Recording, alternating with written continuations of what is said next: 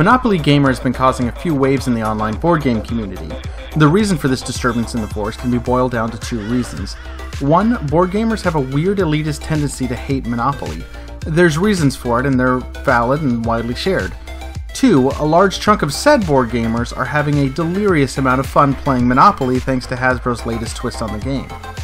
Now, Monopoly Gamer stupidly doesn't call itself Nintendo Monopoly or Mario Monopoly, but maybe they know something that I don't. This shouldn't be confused with other variations of the game, because it changes and improves some of the things that make this time-honored pastime so hated, in particular the 3+ hours of systematically morphing a loving family dynamic into a hate-fueled human rage inferno.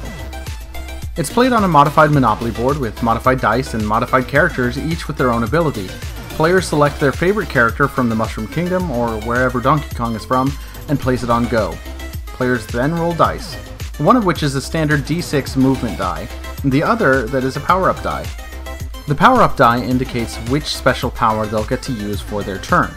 They could get to throw a turtle shell, making another player drop coins on the board, pick up 3 coins, steal coins, or generally do other nasty things that affect the state of coins in this game. As the shells fly, players drop their hard-earned money onto the board. The next player to cross that space picks them up. And so the beautiful and fickle economy of the Mario universe has entered the board game realm. Each character also has 2 special abilities, one of which is activated by one of the faces of the action die, and another that activates when a player lands on a star. Property can also be bought, like in regular Monopoly. The difference is that there are no houses, no hotels, and when you mortgage a space, it goes right back to the bank for potential resale. The biggest change has to be the boss battles. Each time a player passes go, they collect 2 coins and activate a boss battle. Depending on the amount of players you have, this could be anywhere between 6 and 8. The player that passes go has an opportunity to pay a certain amount of coins to attempt to defeat the boss. If they pay, they roll the movement die and try to match a certain threshold. If they succeed, they obtain the boss card, which is worth endgame points, and also take the special bonus action associated with it. If they fail or choose to pass, the next player may pay to attempt to fight the boss. This continues until either someone defeats the boss or all players pass at the opportunity.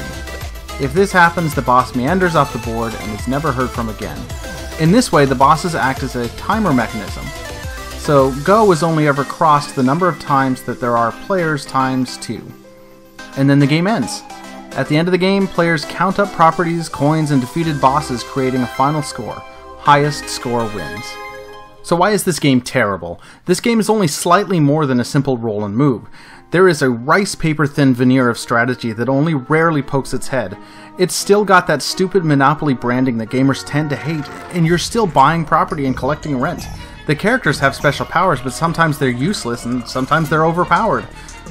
Boo is going to be far more useful in a 4-player game than Tanuki Suit Mario. Oh, do those characters sound cool? Too bad they don't come in the base game. You can buy them for $4 a pop from GameStop. That is, if you can find them, since the vultures are currently out in droves to make a quick buck. You might get lucky and find them on eBay for 4 times their MSRP. And there's 8 extra characters, and there's bound to be more. You can certainly rack up a pretty large debt for a glorified, shiny children's game, and still might not be able to find Wario. Thankfully, this is getting wider distribution soon, so prices should fall and merchandise should rise.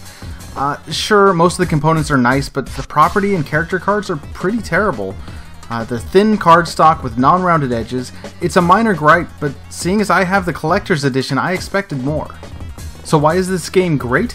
Yes, I did mention I had the collector's edition. You see, unlike the majority, and by that I mean the loudest gamers, I somewhat enjoy Monopoly and have a hankering to play it every decade or so. It was a rite of passage for me as a child. I graduated from playing Cooties, Ants in the Pants, and Candyland by stepping up to the big table and playing Monopoly with my older siblings and parents. It was the first truly competitive, cutthroat gaming experience, and I loved it. There's a strong sense of nostalgia for vanilla Monopoly, and that's why, even though I rarely have a desire to play it now, I don't hate it. I don't completely shun the idea of sitting down and exploring what it is to hate about each of my loved ones through the slow process of financial devastation. I mean, I always played as the Thimble. Why do you think the channel name is Plumpy Thimble? Look, it's in the logo. I also have very fond memories of the Super Mario games. Set me in front of Super Mario Bros. 1, 2, or 3, and I will react with muscle memory to fly through the levels, sometimes literally. Now, two very big influences in my early life have been combined and given an overhaul, and it plays in 30 to 50 minutes, and it has beautiful components, and it feels like Mario Party and Mario Kart. Yeah, I'll give that a shot. The miniature characters are detailed, the coins in this version are made of plastic, giving you a tactile experience that is way better than paper money, and the winning by points rather than by knocking all other opponents out of the game is a way better fit. I can have a concentrated dose of the few elements that I enjoy about Monopoly with a weird dash of Mario Party thrown in. Guess what? It's a game almost everyone can relate to. Everyone knows Monopoly, everyone knows Mario Party, and this is a simple version of both that can be taught in minutes. The components are fantastic, you're tossing these little gold coins around and picking them up. Oh, and the rulebook itself is clear and concise, with illustrations telling you exactly what to do. Also, it's so soft and smooth, I'm not certain that it's not made from the skin of a Super Pig. The actual gameplay itself is frantic and zany, a lot like a Mario Party game, and it's combined and condensed into an actual board game. Look, it's not the perfect game, it's not even a great game, but like many lighter offerings in this hobby, the players make or break it. The reason I, as well as a number of other people, enjoy this is because it offers a high level of nostalgia that is shared by all players. There's a good-natured take that element that's been present in the Mario franchise for 30 years. Oh yeah, and it's fun. Look, the gaming experience is what makes or breaks this. If you're playing with people that you know will not enjoy this game, you're not going to enjoy it yourself. However, if you, like myself, get excited at the prospect of a really well-made, light family-style game that honestly is the closest thing we have to a physical version of Mario Party, you may enjoy this game. So there you have it.